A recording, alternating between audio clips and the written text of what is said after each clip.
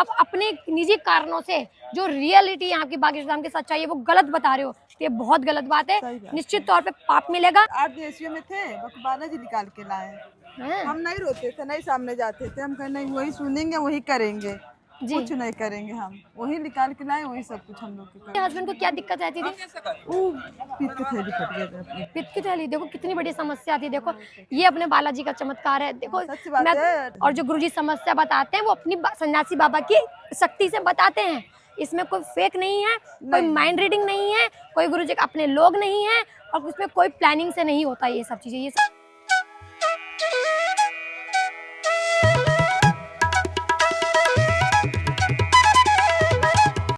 जय सिया राम, जय बागेश्वर धाम। तो कैसे बालाजी के पागल अच्छे हो? तो अभी बागेश्वर धाम में मैंने एक दीदी का इंटरव्यू लिया, तो ये माता जी अपने आप खुद से आई और कहने लगी कि मुझे भी अपना अनुभव भक्तों तक पहुंचाना है, क्योंकि जो आप ये कार्य कर रहे हो ये लोगों तक पहुंचना चाहिए, क्योंकि जरूरी है। क्योंकि बहुत लोग जब झूठी भ्रम फैलाने में लगे हुए हैं तो हम सच्चाई लाने में नहीं लग सकते क्या? जब लोग झूठी बातें फैला रहे हैं तो हम सच्ची बातें बताएंगे जो यहाँ धाम पर होती है। तो उन्होंने बोला कि मैं आपको अपना ऐसा अनुभव बताती हूँ जिससे सारे ये जो भ्रमित जो भक्त हो रहे हैं ये जाग जाएंगे कि यहाँ कितनी सच्चाई है। तो सीताराम, सबसे पहले माता जी सीताराम। सीताराम। आपका शुभ नाम? सरिता। कहाँ से आए हो? गोरखपुर से। गोरखपुर से।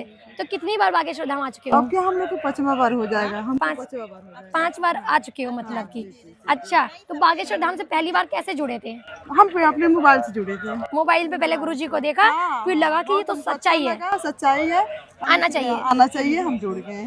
तो आने के बाद जैसे आप जुड़ गए हो और बागेश्वर धाम जुड़े, फिर पहली बार मंदिर आए, तो मैंने अक्सर जितने भक्तों से पूछा है, सवाल करती हूँ कि आपको बागेश्वर धाम आने के बाद चमत्कार हुआ? तो कहते हैं मेरा तो पहली बार आने के बाद से जीवन बदल गया।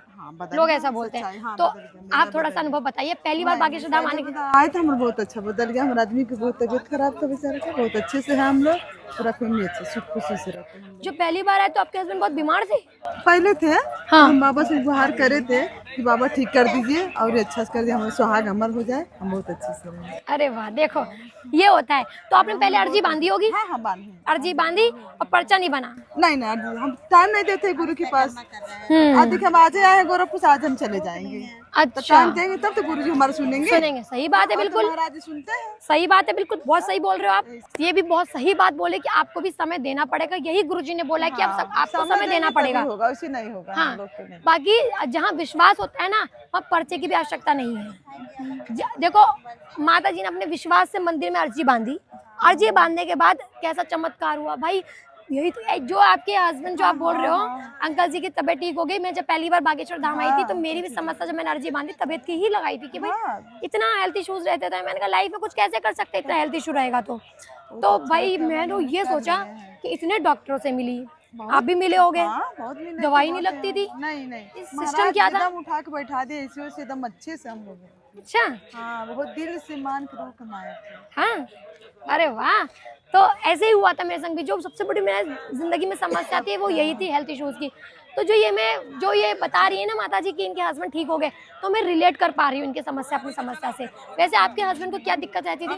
वो पित्त की थैली फट गया था। पित्त की थैली, देखो कितनी बड़ी समस्या थी। देखो ये अपने बालाजी का चमत्कार है। देखो सच बात है। 8 देशियों में थे, बाबा जी निकाल के लाए। हम नहीं रोते थे, नहीं सामने जाते थे, हम कहे नहीं वही सुनेंगे वही करेंगे, कुछ नहीं करेंगे, हम वही निकाल के लाए, वही सब कुछ हम लोग के कर दिए। देखो लेकिन कुछ लोग खुश है, अच्छे से हैं। देखिए लेकिन कुछ लोग तो बोलते हैं कि अरे कुछ नहीं होता, चक्कर में मत पड़ो। नहीं ऐसा कोई नहीं। ये सब ये गलत बात है। हाँ, गलत बात है। तो आप तो सच है भाई। हाँ, आप उन लोगों को क्या बोलोगी कि जो ये बातें फैला रहे हैं उनको रुकना चाहिए, बंद करना चाहिए, उनको कुछ बोलिए? पहले अपना भावना हटाना चाहिए, वो लोग के करना चाहिए, समझना चाहिए, तब तो होगा, वैसे थोड़ी होगा कोई काम। सही बात है। तो जो ये झूठी बातें फैला रहे हैं इनको कुछ कहूँ कि भैया मत करो ये सब? नहीं करना चाहिए, गलत बात है, पाप लगेगा वो लोग के। यही सुनना चाहती थी कि जो आप अपने निजी चीज़ों के लिए जलन भाव, जो भी आपके अंदर जो भी रहा हो दिक्कत बागेश्वर धाम से, गुरुजी से या फिर किसी से भी, आप अपने निजी कारणों से जो रियलिटी यहाँ की बागेश्वर धाम की सच्चाई है वो गलत बता रहे हो, तो ये बहुत गलत बात है। निश्चित तौर पे पाप मिलेगा। आप मानो या ना मानो, कर्मा कम्स बैक। जैसा कर्म करोगे वैसा आपको फल वापस उल्टा मिलेगा। पृथ्वी गोले घूम के आपके पास ही आना है। तो जो सच्चाई है वो दिखाओ, उसको दिखाने में कोई मना ही नहीं है।